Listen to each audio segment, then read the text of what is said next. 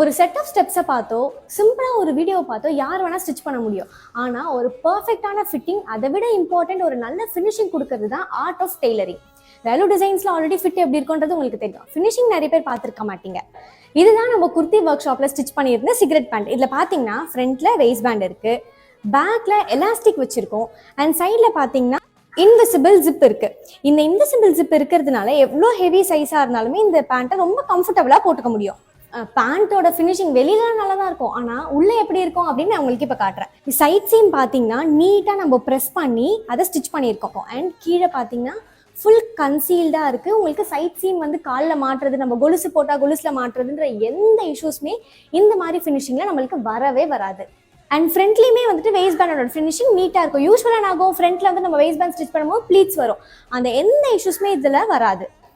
பார்த்தீங்களா, இதுதான் Dayalu டிசைன்ஸோட fitting and finishing. இது எப்படி இருக்குது அப்படிங்கிறத கமெண்ட்டில் சொல்லுங்கள்.